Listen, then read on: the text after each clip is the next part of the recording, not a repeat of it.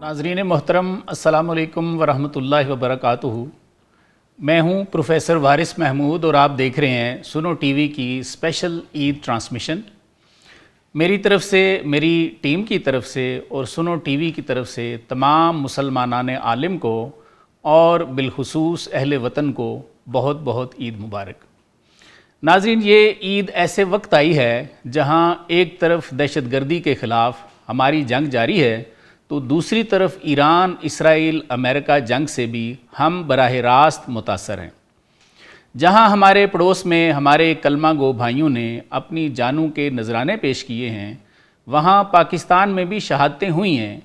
आज इस मौजू पर आलम इस्लाम को दरपेश चैलेंजेस पर और ईद के मसाइल पर गुफ्तगू करने के लिए मेरे साथ तशरीफ़ रखते हैं मुमताज़ आलम दीन मोहतरम प्रोफेसर डॉक्टर ज़फ़र इकबाल जलाली साहब, और मेरे दूसरे मेहमान हैं बर्र सगीर की कदीम इल्मी और रूहानी दरसगाह आस्ताना आलिया बिखी शरीफ के सजादा नशीन और जमात जलालिया पाकिस्तान के सरबराह शेखुल हदीस हज़रत मुफ्ती पीर सैयद नवीदुल हसन मशहदी साहब। सर खुश आमदीद और बहुत बहुत ईद मुबारक। डॉक्टर साहब, पहला सवाल आपसे कर लेते हैं। पाकिस्तान तो दाइयों से दहशतगर्दी के ख़िलाफ़ जंग लड़ रहा है, लेकिन हाल ही में हमने देखा कि हमारे पड़ोसी बरादर इस्लामी मुल्क ईरान पर अमेरिका और इसराइल ने जंग मुसल्लत कर दी। और जहां एक तरफ हम देखते हैं कि वहां के जो लोग हैं, अहले ईरान हैं, वो अपनी जानों के नजराने पेश कर रहे हैं, तो हमारा अपना मुल्क जो है इसमें भी शहादतें होती हैं। तो सर, ये जो दो जंगों का मामला है, हम खुद भी तो जंग लड़ रहे हैं अफ़गानिस्तान में, तो ये बताइए कि इन जंगों के पस मंज़र में हमें ये ईद जो आ रही है ये कैसे मनानी चाहिए? एक सवाल तो ये है, और दूसरा ये बताइए कि ये जो आफत आ गई है, इन हालात में अहले इस्लाम को, इस्लामी मुल्कों को क्या करना चाहिए? शुक्रिया जनाब। एक तो ये है कि ईद तो शुक्रगुजारी का नाम है। जी सर। रब ताला ने जो रमज़ानुल मुबारक में इतनी रहमतें, बरकतें, मग़फ़रतें अता फ़रमाई सर, और मुख्तलिफ़ रमज़ानुल मुबारक के जो मामूलात हैं, उन मामूलात की सूरत में जो अहले ईमान को बख्शिश नसीब हुई है, आखिरत की नजात के मुजदे नसीब हुए हैं, जहन्नम से आज़ादी मिली है, और बहुत सारी अल्लाह के करम से लोगों को इबादत बंदगी का ज़ौक़ शौक़ मिलता है, रूहानी ईद का माने ही खुशी है। जी बिल्कुल। एक तो ये है कि उन नेमतों के पस मंज़र में जो है शुक्रगुजारी करनी चाहिए। वाली तुकब्बिरुल्लाह अला मा हदाकुम व लअल्लकुम तशकुरून। कुरान मजीद में अल्लाह ताला फरमाता है कि अल्लाह ताला की किबरियाई बयान करो, अल्लाह की शान बयान करो, इस पल कि अल्लाह ताला ने तुम्हें हदायत दी है। सही। किसी को रमज़ानुल मुबारक में अगर नेकी की, तकवा, परहेज़गारी की दौलत नसीब हुई, रोज़े रखने नसीब हुए, तिलावत कुरान मजीद करनी नसीब हुई, दीगर जो अमाल सालिहा करने नसीब हुए हैं, ये अल्लाह ताला की ख़ास करम नवाजी से अल्लाह ताला ने तौफीक बख्शी है। बिल्कुल। इसके शुक्राने में ईद होती है और ईद की जाती है। गोया कि पहला मकसद जो इसका ये है कि मैं समझता हूँ कि ये कुरान मजीद की इस ऐत की रोशनी में भी वो कुरान अल्लाह ताला की शुक्रगुजारी है। और दूसरी बात ये भी है, जो एक आलमी तनाज़र में आप बात कर रहे हैं, जो जंगों के सिलसिले और आलम इस्लाम पर जिस तरफ जो हर तरफ जो है इस तरह के मसाइल और मुश्किलात आई हुई हैं, इनमें फिर चाहिए कि हमें बामी तौर पे इत्तेहाद और यकजहती जो है इसको मद्देनज़र रखें। क्योंकि मामलात जो हैं इस तरह के हैं, जब जंगें होती हैं तो उस टाइम कौमों को आपस में बामी तौर पे इत्तेहाद करना चाहिए, आपस में वहदत होनी चाहिए, यकजहती होनी चाहिए। तो लिहाजा इस ईद पर जहाँ हम अल्लाह ताला की बारगाह में शुक्र बजा लाएं, उसके साथ साथ हमें इसको भी मद्देनज़र रखना चाहिए कि जो कौमें जंग की जद में आ जाती हैं, ये जंग से मुतासर होती हैं, जिस तरह आप फरमा रहे हैं कि इन दो जंगों के असरात जो हैं वो तो वतन अजीज़ पाकिस्तान पर भी पड़ रहे हैं। बिल्कुल। और लिहाजा जो है हमें अपनी सफ़ों में इत्तेहाद की ज़रूरत है, वहदत की ज़रूरत है, बेदारी की भी ज़रूरत है, और ये समझने की भी ज़रूरत है कि दुश्मन कहाँ से कैसे जो है इस्तेमाल करता है, साजिश कैसे कौम के अंदर आती है, इंतशार और इफ्तराक की तरफ कौम को जो ले जाया जाता है, अगरचे वो किसी भी मसल की मुनाफरत के नाम पर हो या कोई सूरत भी हो, इन सारे जो अवामिल हैं इनको मद्देनज़र रख के कौमों को आपस में इस मुश्किल वक़्त में बाहम मुत्तहिद होना चाहिए। और ये भी ज़रूरी है कि इस सारे हालात के पेश नज़र जो है वो एतदाल भी रखा जाए, جس کے اندر جو ہے اسراف اور فضول خرچی اور نمود و نمائش میں کوئی ایسی چیزیں کرنا جو ہے وہ بھی زیب نہیں دیتی ہیں. اللہ تعالیٰ کے حضور جو ہے عید مناتے وقت جو ہے اللہ تعالیٰ کا شکر بجا لاتے وقت عاجزی انکساری بھی ہو, اور جو نعمتیں ملی ہیں ان کو ضائع بھی نہ کیا جائے. یہ نہیں ہے کہ فضول خرچی کر کے یا ایسے قسم طریقے سے عید منائی جائے جس کے اندر اللہ تعالیٰ کی شکر گزاری کی بجائے جو ہے اللہ تعالیٰ کی نعمتوں کا کفران پایا جائے یا اللہ تعالیٰ کی نافرمانی پائی جائے.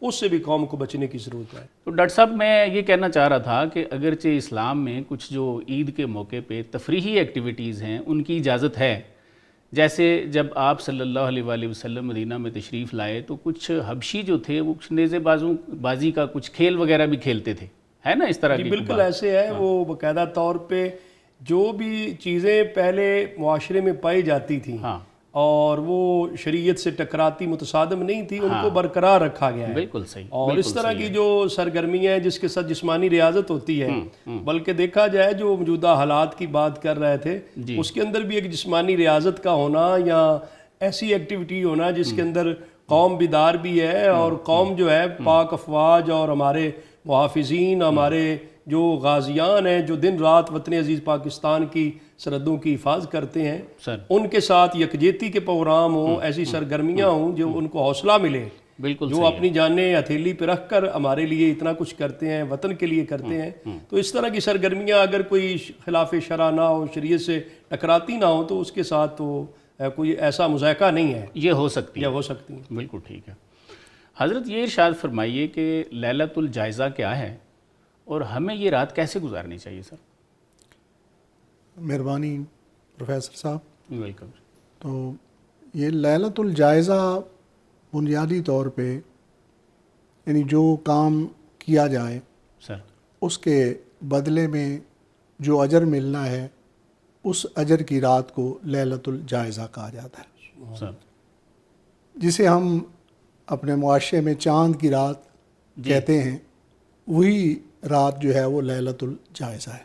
ٹھیک.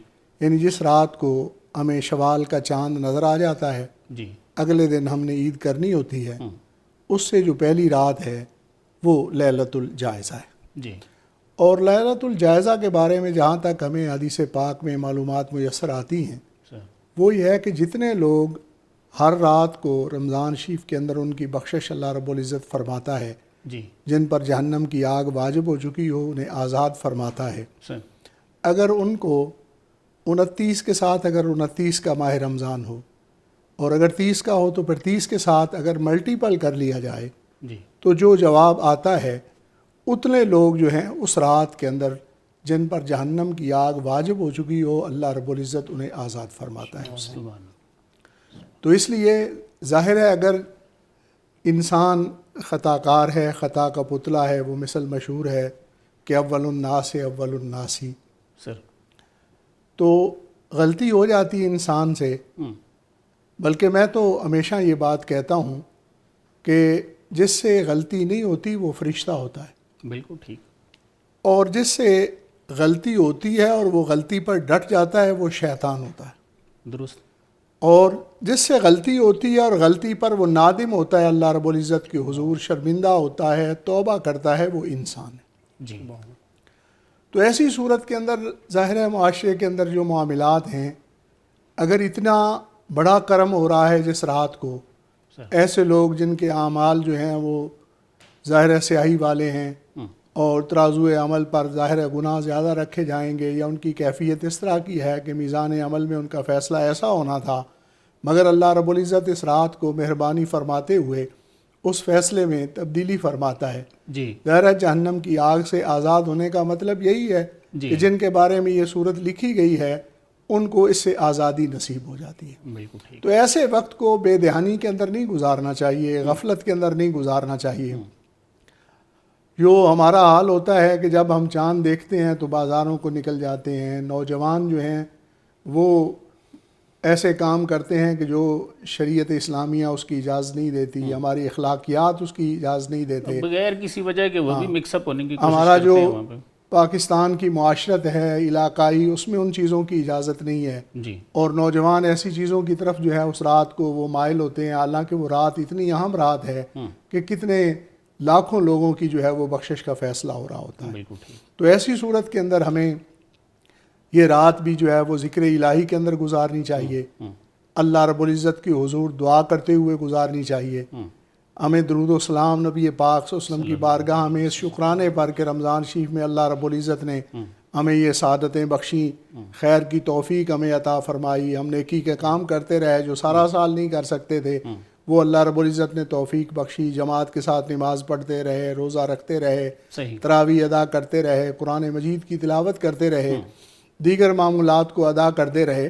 تو ہمیں شکرانے کے طور پر وہ رات تو ایسی کیفیت میں جو ظاہر ہے رزلٹ کی رات ہے, نتیجے کی رات ہے, اس رات کو کون بے دھیان ہو سکتا ہے. بالکل صحیح. ایسے مرحلے میں تو یہ توقع کرنی چاہیے کہ ہمارا اچھا نتیجہ ہو اور ہمارے لیے اچھا انعام لکھا جائے, اور اس کے لیے شکرانے میں وہ رات پہلے بھی جس طرح ہے اور دعاؤں کے اندر اسے گزارنا چاہیے تاکہ اس سے جو ہے وہ ہمارے حق میں اللہ رب العزت بہتر فیصلے فرمائے. بالکل ٹھیک.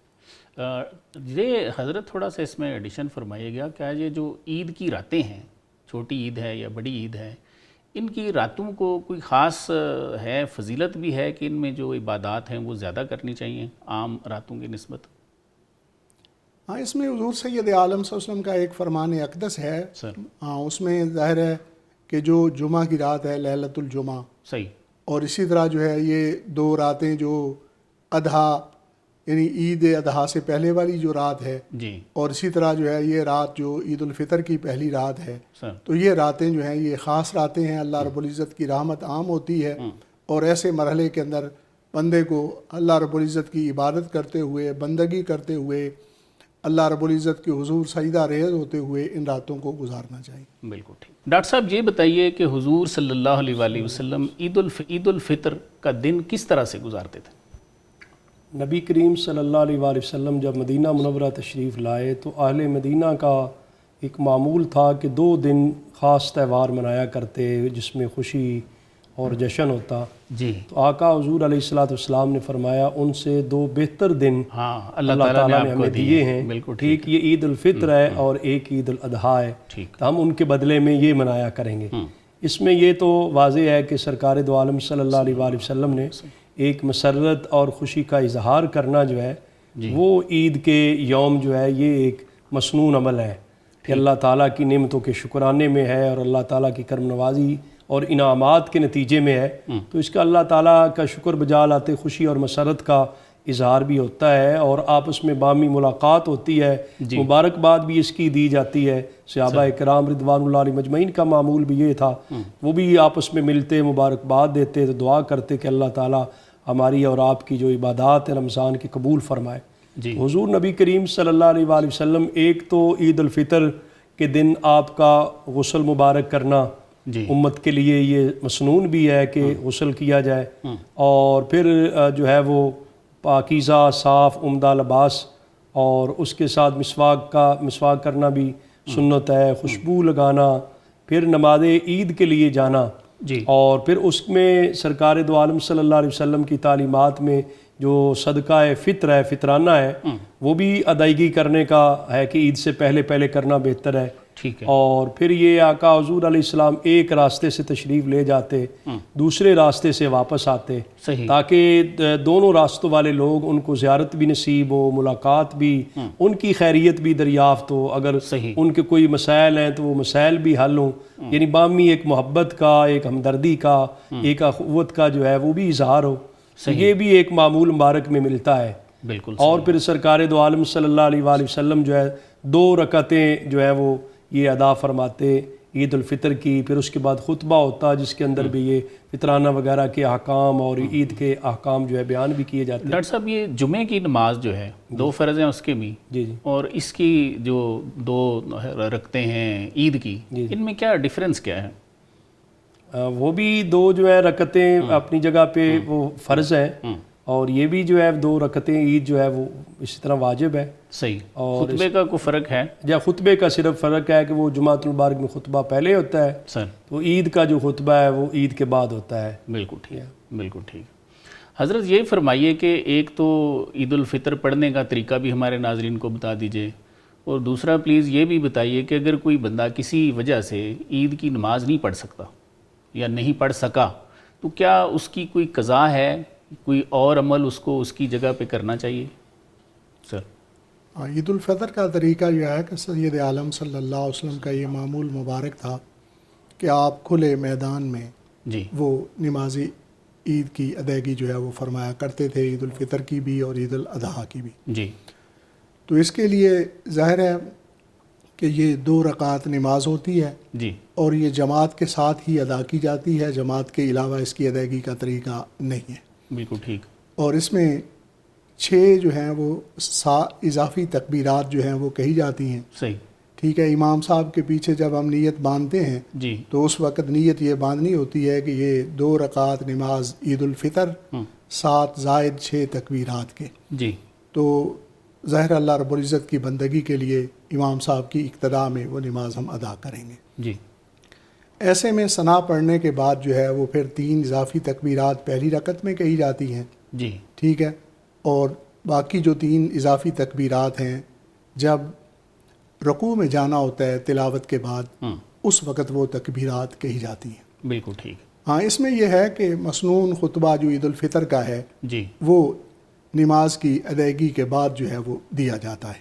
صحیح، عام طور پہ یہ ہوتا ہے کہ جمعے والے دن جو خطبہ شریف ہے وہ پہلے ہوتا ہے جی اور نماز بعد میں پڑھی جاتی ہے۔ جی جی تو یہ ان کے درمیان فرق بھی اس لحاظ سے ہے کہ عید کا خطبہ جو ہے حضور سید عالم صلی اللہ علیہ وسلم نے نماز عید کی ادائیگی کے بعد جو ہے ادا فرمایا۔ بالکل ٹھیک۔ ہاں، اس میں یہ بھی ہے کہ عید الفطر والے دن یا عید الاضحیٰ والے دن نبی پاک صلی اللہ علیہ وسلم سورج کے مکمل طلوع ہو جانے کے بعد جو پہلا عمل فرماتے تھے وہ نماز عید کی ادائیگی کا ہی ہوتا تھا۔ بالکل یعنی ٹھیک۔ ویسے آپ کی زندگی مبارک میں اشراق کے نوافل جو ہیں معمولات حدیث مبارکہ میں موجود ہیں، جی لیکن عید والے دن جو ہے سب سے پہلی نماز جو ہے وہ نماز عید ہی آپ ادا فرماتے تھے۔ بالکل ٹھیک ہے۔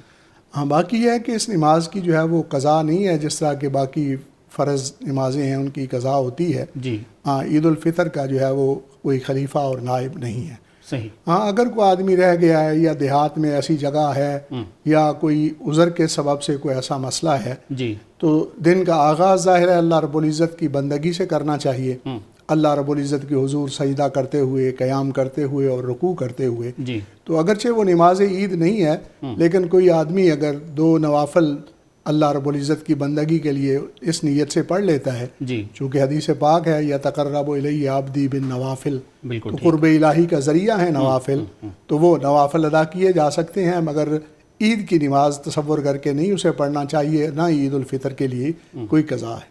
حضرت اس میں تھوڑا سا اور اضافہ فرمائیے کہ عید کی یہ جو نماز ہے اس کو نماز کو سنت کہنا چاہیے یا اس کو واجب کہنا چاہیے، اور دوسرا یہ کس کس کو پڑھنی چاہیے؟ بچے پڑھیں، خواتین بھی پڑھ سکتی ہیں؟ اس پہ تھوڑا سا ارشاد فرمائیے۔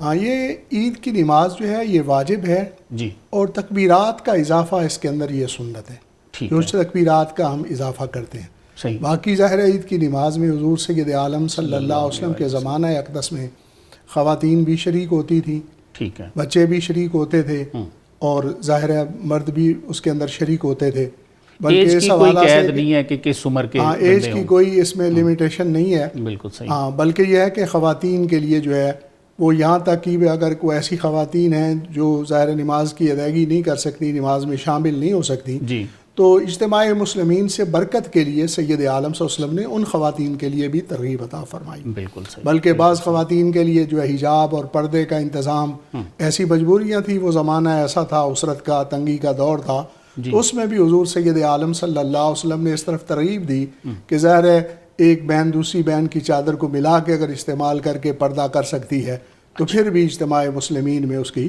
وہ شرکت ہو جائے۔ اصل میں شوکت اسلام کا اظہار بھی ہے عید کا اجتماع، بالکل صحیح، صرف یہ عبادت نہیں بلکہ شوکت اسلام کا مظاہرہ بھی ہے، تو اس لیے سید عالم صلی اللہ علیہ وسلم نے ہر ایک کے لیے اس میں اجازت بھی عطا فرمائی اور شامل بھی ہوتی رہی، خواتین بھی، بچے بھی اور بڑے بھی اس میں شامل ہوتے رہے۔ بالکل ٹھیک۔ ڈاکٹر صاحب، صدقہ فطر کا کتنا ہے نصاب جو ہے اور یہ کب دینا چاہیے؟ ایک تو یہ بتائیے، دوسرا اعتکاف کا جو ثواب ہے اور مسنون طریقہ ہے اس پہ روشنی ڈالیں۔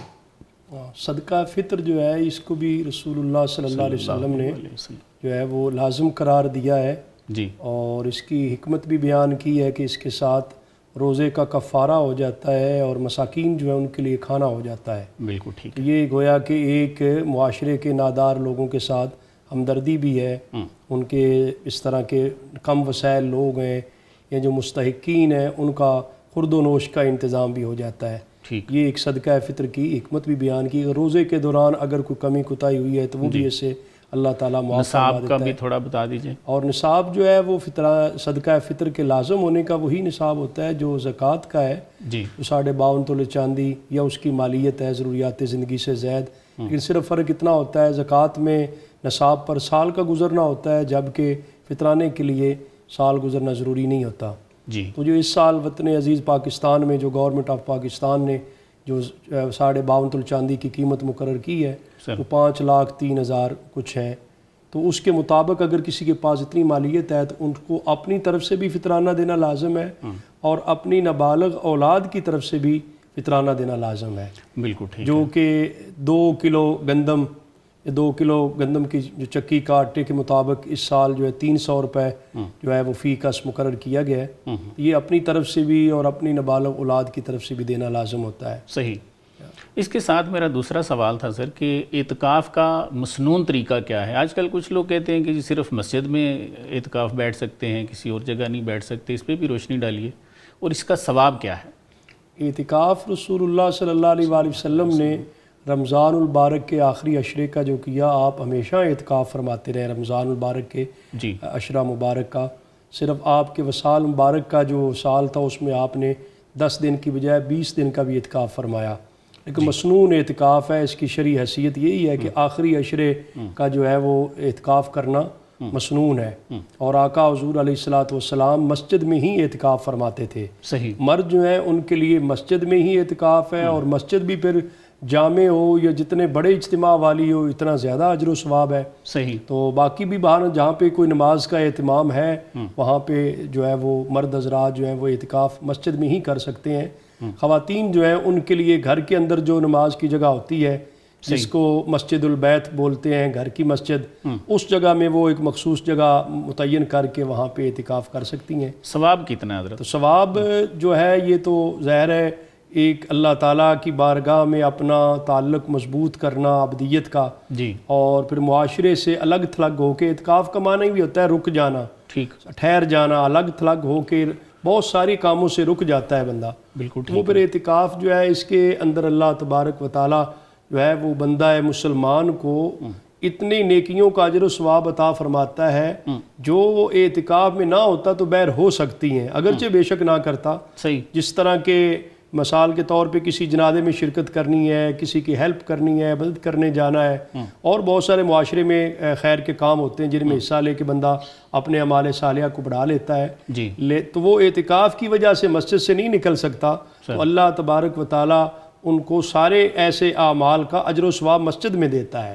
بالکل، اور پھر مسجد کے اندر جب اعتکاف کی حالت میں ہے تو وہ اگر سویا بھی ہے تو پھر بھی اس کا ظاہر ہے وہ اعتکاف کے لیے بیٹھا ہوا ہے، تو اس کو وہ بھی اس کا سونا جو ہے وہ بھی عبادت اور بندگی بھی لکھا جاتا ہے، اس کے لیے بہت زیادہ اجر و ثواب ہے۔ اور ایک روایت کے اندر تو آتا ہے اللہ تبارک و تعالیٰ اعتکاف کرنے والا جو ہے اسے 2 حج 2 عمرے کا اجر و ثواب عطا فرماتا ہے۔ سبحان اللہ۔ حضرت یہ ارشاد فرمائیے کہ شوال کے جو 6 روزے ہیں ان کا کیا اجر ہے، اور شوال کا جو مہینہ ہے اس کی فضیلت کیا ہے؟ یہ شوال کے 6 روزے بنیادی طور پہ پہلا دن جو ہے نا جی، وہ تو عید کا دن ہے، اور اس دن جو ہے وہ روزہ رکھنا شریعت اسلامیہ کے اندر مکروہ ہے۔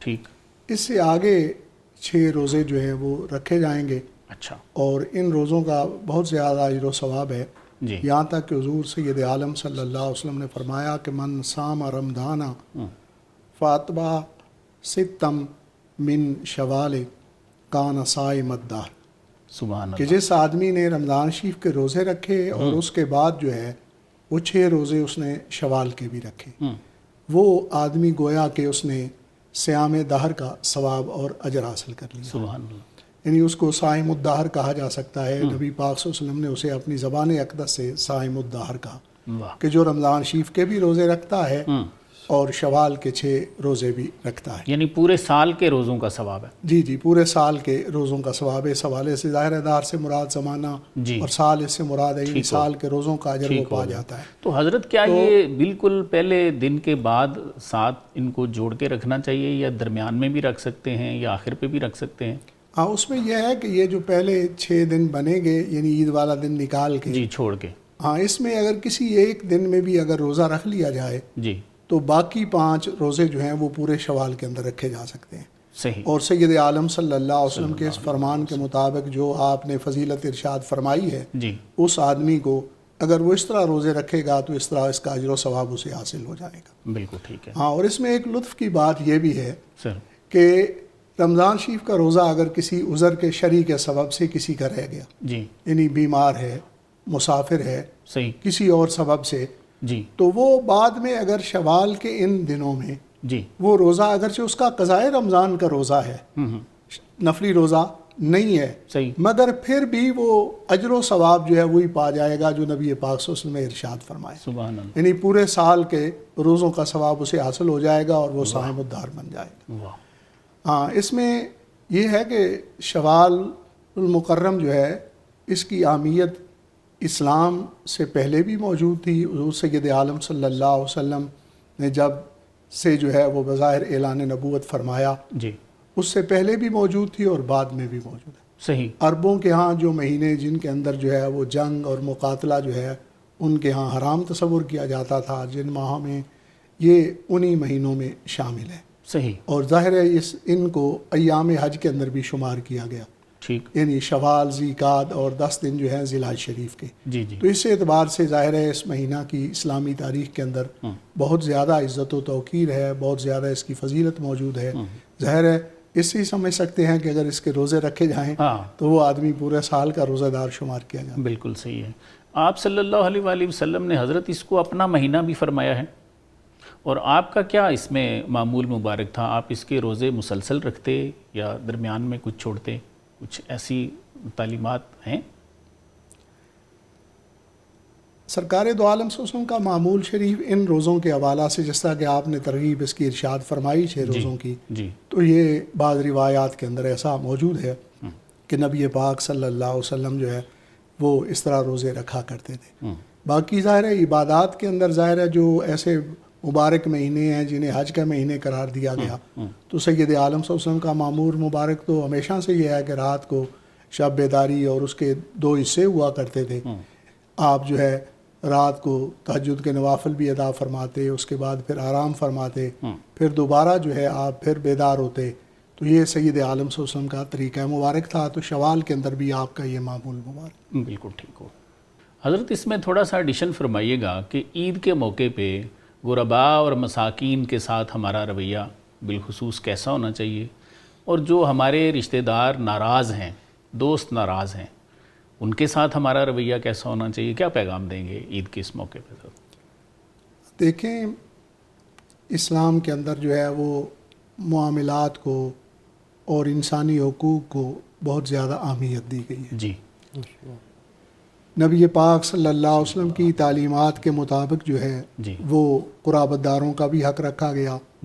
حتیٰ کہ قرآن مجید کے اندر جو ہے نماز کا حکم بعد میں آیا ہے، زکوٰۃ کی ادائیگی کا حکم بعد میں آیا ہے، اور والدین کے ساتھ احسان کرنے کا، قرابت داروں کے حقوق ادا کرنے کا، پڑوسیوں کے حقوق ادا کرنے کا، ان کا حکم جو ہے وہ پہلے آیا ہے. بالکل ٹھیک. تو ظاہر ہے جس طرح دیگر دنوں میں ان تعلیمات کو اپنانا، ان چیزوں کا خیال رکھنا ضروری ہے، تو جو عید کا دن ہے وہ تو خوشی کا دن ہے. بالکل صحیح. ہر ایک میں خوشی بانٹنے کا بھی دن ہے، صرف یہ نہیں ہے کہ خود خوشی کرنی ہے. بالکل صحیح. کیونکہ حضور سید عالم صلی اللہ علیہ وسلم کی سنت مبارک جو ہے وہ یہ تھی کہ آپ عید کے دن جو ہے وہ بچوں پر خاص شفقت فرمایا کرتے. بالکل ایسے. آپ عید کی نماز کے لیے تشریف لے جا رہے تھے اور آپ نے ایک بچے کو اس طرح دیکھا کہ باقی بچے کھیل رہے ہیں اور وہ بچہ معمول سے ہٹ کے اداس بیٹھا ہے، پریشان بیٹھا ہے. بالکل ایسے. تو حضور سید عالم صلی اللہ علیہ وسلم نے نماز عید الفطر کی ادائیگی نہیں فرمائی، بلکہ پہلے اس بچے کو ساتھ لیا اور خاتون جنت سیدہ طیبہ طاہرہ محفوظہ عن الخطا سیدہ فاطمہ الزہرا رضی اللہ تعالی عنہا کے کاشانہ اقدس پر اس بچے کو ساتھ لے کے گئے. فرمایا جس طرح حسنین کریمین رضی اللہ تعالیٰ عنہما کی عید کی تیاری ہو رہی ہے اسی طرح اس بچے کو تیار کیا، واہ واہ، اور نبی پاک صلی اللہ علیہ وسلم کا ہاتھ مبارک اس بچے کے سر پر جب آیا تو وہ بچے جو اپنے آپ پر بڑا افتخار کر رہے تھے، ناز کر رہے تھے کہ ہم اچھے گھروں کے ہیں، ہم عید کی خوشیوں میں شامل ہو رہے ہیں، ہمارے پاس سب کچھ موجود ہے، وہ بچے اس کی قسمت پر ناز کر رہے ہیں اللہ اکبر، کہ جس کے سر پر سید المرسلین صلی اللہ علیہ وسلم کا ہاتھ مبارک آیا۔ علیہ وسلم، تو اس لیے یہ ہمارے لیے ایک پیغام بھی ہے، اور نبی پاک صلی اللہ علیہ وسلم کا اسوہ کاملہ بھی ہے کہ صرف یہ نہیں کہ ہم نے اپنی اولاد کو عید کی خوشیاں بانٹنی ہیں، جی صرف یہ نہیں کہ ہم نے اپنے بہن بھائیوں کو عید کی خوشیاں بانٹنی ہیں، بلکہ یہ اپنے پڑوسیوں کو، عزیز و اقارب کو، قرابت داروں کو، رشتہ داروں کو، تعلق داروں کو، بلکہ یہ جو مخصوص لوگ ہوتے ہیں یعنی کسی سبب سے جو ہے وہ محروم ہوتے ہیں وہ کسی نعمت سے، تو ان کا تو دوہرا حق بن جاتا ہے بالکل کہ ان کو ہم اپنے ساتھ شریک کریں۔ دیکھیں صدقہ فطر کا ذکر پہلے ڈاکٹر صاحب کر رہے تھے، جی تو صدقہ فطر اس کے وجوب کے اندر حکمت یہ موجود ہے کہ جس طرح صاحب ثروت عرفات عید کی خوشیاں مناتے ہیں سر، انہیں وہ دیا جائے۔ اچھا پھر عید کا صدقہ فطر بعد میں بھی ادا ہو سکتا ہے، یہ نہیں ہے کہ عید سے پہلے اگر اس کو دیں گے تو تب ہوگا، بعد میں ادا نہیں ہوگا، بعد میں بھی ادا ہو سکتا ہے، ٹھیک، لیکن مستحب یہ ہے کہ عید سے پہلے دیا جائے۔ بالکل یہ استحباب کی وجہ تلاش کرنی چاہیے، صرف یہ نہیں ہے کہ مستحب ہے، اس کی بیک فلسفی کو اگر ہم دیکھیں بالکل تو وہ یہ ہے کہ ظاہر ہے جو نادار لوگ ہیں، جو مستحق لوگ ہیں، جو مصارف ہیں اس کے، ان تک وہ پہلے پہنچ جائے بالکل، تاکہ وہ لوگ جو ہیں عید کی خوشیوں میں جس طرح ہم شامل ہوں گے اسی طرح وہ بھی شامل ہو سکیں۔ سبحان اللہ، بالکل ٹھیک، بالکل ٹھیک۔ تو جیسے حضرت یہ جنگوں کا سلسلہ ہم نے پہلے بھی تذکرہ کیا، شہداء ہیں ان کی فیملیز کے پاس جانا، ان کا ظاہر خیال ہے ایسے کرنا، موقع پر جو ہے جی وہ عزیز و اقارب کے پاس جانا چاہیے، جن لوگوں کے ساتھ اگر کوئی ناراضگی کا معاملہ ہو گیا۔ پہلی تو بات یہ ہے کہ اسلام نے تو ہمیں یہ کہا ہے کہ اگر ایسا کو ہو تو ضبط نفس کریں، ٹھیک ہے، کوئی ناراضگی کا معاملہ کوئی ایسا ہے تو اسے ویسے ہی نظر انداز کر دینا چاہیے، بالکل صحیح، لیکن جب اتنا بڑا دن آیا ہے تو ایسے دن کو تو ظاہر ہے کہ ایسے لوگوں کے پاس چلا جانا تاکہ اگر کوئی وہ ان کے دل کے اندر کو ہمارے بارے میں احساس ہے پہلے ہمیں تو رکھنا ہی نہیں چاہیے، بالکل لیکن یہ ان کے دل میں ہے تو وہ کم از کم اس دن جائیں گے تو وہ صاف ہو جائے گا، ان کے دل ہمارے لیے صاف ہو جائیں گے، وہ بھی اس مبارک دن کو ہمارے لیے دعائیں کریں گے، ان کے پاس جانا چاہیے۔ اسی طرح ایسے معاملات میں یہ جو شہداء پاکستان ہیں، جی ظاہر ہے یہ جو وطن کے لیے اپنی جانیں قربان کر رہے ہیں، یہ لوگ ہمارے محسن ہیں، بالکل ٹھیک ہے، یہ ہمارے وطن کی حفاظت کر رہے ہیں اور اس لیے اپنی جانیں قربان کر رہے ہیں۔ اپنی جان سے بڑھ کر کون سی عزیز تر چیز بالکل ہے، ایسے، بالکل لیکن یہ ہمارے سکون کے لیے، ہماری آزادی کے لیے، ہمارے وطن کی سلامتی کے لیے یہ لوگ جو ہیں اپنی جانیں دے رہے ہیں۔ تو ایسے لوگوں کا حق ہے، بلکہ جہاں قریب قریب شہداء کے مزارات موجود ہوں، ان کی یادگاریں موجود ہوں، بالکل تو عید کے دن وہاں جانا، ان کی فاتحہ خوانی کرنا، ان کے لیے دعائے بخشش کرنا، بلندی کے درجات کی دعا کرنا، اور اس طرح جو شہداء کی اولادیں ہیں ان کے ساتھ ظاہر ہے یہ محبت جو ہے کرنا، اس لیے کہ ان کے ذہن میں یہ احساس نہ ہو کہ آج ہمارا باپ موجود نہیں ہے، ہمارا بھائی موجود نہیں ہے، ہمارا بیٹا موجود نہیں ہے۔ اس احساس کو ختم کرنے کے لیے اس طرح کا انداز اپنا کے ان لوگوں سے ملاقات عید کے دن کرنی چاہیے۔ بالکل صحیح، بالکل صحیح۔ ڈاکٹر صاحب اس پہ تھوڑا ارشاد فرمائیے کہ ہم لوگ رمضان سے کیا سیکھتے ہیں، کیا درس دیتا ہے یہ ہمیں؟ بڑا ضروری کویشچن ہے کہ رمضان المبارک کا مہینہ اتنی رحمت و برکتوں کا جو مہینہ ہے، سر اس کے اندر اللہ تبارک و تعالیٰ نے روزہ فرض کیا ہے اور اس کی حکمت بھی بیان فرمائی ہے، لعلکم تتقون، جی بالکل، تاکہ تم متقی بن جاؤ، پرہیزگار بن جاؤ۔ گویا کہ رمضان المبارک کا مہینہ جو ہمیں روحانی بالیدگی کا اہتمام کرنے کا موقع دیتا ہے، تزکیہ نفس کا موقع دیتا ہے، ایک روحانی تربیت کا موقع ملتا ہے، ایک مقصد زندگی جو ہے اس کو پورا کرنے کا ایک ہمیں بڑا سنہری موقع ملتا ہے کہ شیطان کو جکڑ دیا جاتا ہے، رحمتوں کے دروازے کھول دیے جاتے ہیں، نمازوں کے اندر جو رونق ہے، نماز تراویح میں تلاوت قرآن مجید کا ذوق شوق بڑھ جاتا ہے، سحری افطاری کے پروگراموں میں جو ڈسپلن اور نظم و ضبط ملتا ہے، یہ ساری چیزیں رمضان المبارک میں جو ہمیں ملتی ہیں، ان کو آگے سبق یہی ملتا ہے، ان کو آگے اپنی زندگی میں لاگو کیا جائے۔ بالکل صحیح، جو ہمدردی، صدقات کی صورت میں، زکوٰۃ کی صورت میں رمضان المبارک میں لوگ کرتے رہے اور سحری افطاری میں افطاریاں کرواتے رہے ایک دوسرے کے ساتھ، اتنا اجر تو پاتے رہے، لیکن رمضان المبارک کے بعد بھی معاشرے کے لوگوں کے ساتھ باہمی محبت، رواداری اور ایک دوسرے کی خیر خواہی اور حسن اخلاق جو رمضان المبارک میں ملتا ہے کہ روزے کی وجہ سے لغویات سے پرہیز ہوتی ہے، زبان کی پاکیزگی ہے، اپنے اخلاق و عادات کی، اعمال کی پاکیزگی نصیب ہوتی ہے، وہ باقی زندگی میں بھی اس کو آگے کنٹینیو رکھا جائے، جاری رکھا جائے، اس لیے کہ اللہ کی بارگاہ میں پسندیدہ ترین عمل وہ ہوتا ہے حدیث شریف کے مطابق احب الاعمال الی اللہ ادومها وان قل، کہ اللہ کی بارگاہ میں پسندیدہ ترین عمل وہ ہے جو اس پر مداومت رکھی جائے، ہمیشگی رکھی جائے، اگرچہ کم ہی ہے، تو لہذا جو کچھ حاصل کیا ہے وہ عام باقی ماہ کے اندر جو ہے نماز تراویح کے علاوہ نمازیں پڑھی جاتی ہیں، رمضان المبارک میں تراویح پڑھی جاتی ہے، بعد میں کم از کم وہ باقی پنجگانہ نمازیں جو ہیں ان کا اہتمام کیا جائے۔ لیکن ہمارے ہاں الٹ ہوتا ہے کام، اور یہ جو الٹ ہوتا ہے یہ افسوسناک ہے۔ ویسے تو جو ماحول تربیت جو مقصد ہے وہ تو تقوی پرہیزگاری کا حصول تھا، تو وہ پھر یہ ہے کہ آگے اپنی زندگی کے اندر اس کو عملی طور پہ اپنے معاملات درست رکھے جائیں، جو فراڈ دھوکہ معاملات کے اندر گڑبڑ ہے اور ملاوٹ ہے اور ایسی بدعنوانی، کرپشن، لوٹ مار، ان سے اپنے آپ کو رمضان المبارک کے مہینے جو توبہ طیب کرتے ہیں، مغفرت بخشی حاصل کرتے ہیں، وہ آگے پورے سال کے لیے رکھنا چاہیے تاکہ معاشرے کے ساتھ جو ہے وہ خیر، محبت، پیار، ہمدردی کے جو رویے ہیں ان کو فروغ حاصل ہو سکے۔ ڈاکٹر صاحب یہ آپ نے بھی دیکھا ہوگا کہ رمضان میں ہماری مسجدیں بھری ہوتی ہیں، لیکن جیسے ہی رمضان رخصت ہوتا ہے تو نمازی کم ہو جاتے ہیں۔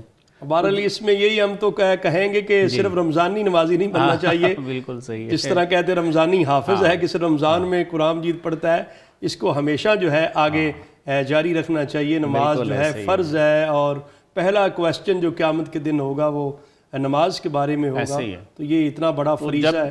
جیسے ہم یہ نماز سے کٹ جاتے ہیں نا رمضان کے بعد، تو پھر یہ جتنی یہ چھوٹی موٹی ہمارے مسئلے مسائل ہیں، گلہ کرنا دوسرے کا، دھوکہ، فراڈ، یہ بھی پھر ہمارے ساتھ ویسے چمٹ جاتے ہیں اسی طرح سے، اس لیے کہ یہ نماز پڑھنے سے ان الصلاۃ تنہی عن الفحشاء والمنکر، نماز کی اپنی برکت ہے، وہ منکرات سے بچاتی ہے، فواحش سے بچاتی ہے، بہت غلط کاموں سے، غلط عادتوں سے بندہ بچ جاتا ہے، بندے کو حیا آتی ہے کہ نماز پڑھنے جا رہا ہوں یا نماز پڑھ کے آیا ہوں، تو وہ پھر اس وجہ سے نماز جو ہے یہ تو ایک فریضہ ہے، اس کو رمضان المبارک میں اپنے آپ کو پابند بنا کر آگے ہمیشہ کے لیے نماز پڑھنے کی کوشش کرنی چاہیے۔ بالکل ایسے ہی۔ دونوں مہمانوں کا بہت بہت شکریہ آمد کا، اور دونوں کو ایک دفعہ پھر عید مبارک۔ جی ناظرین، آپ نے عید کے مسائل پر، وطن عزیز اور عالم اسلام کو درپیش چیلنجز پر ہمارے معزز مہمانوں کی گفتگو سنی۔ پروگرام کا وقت ختم ہوا چاہتا ہے، اپنے میزبان کو اجازت دیجیے۔ اللہ حافظ۔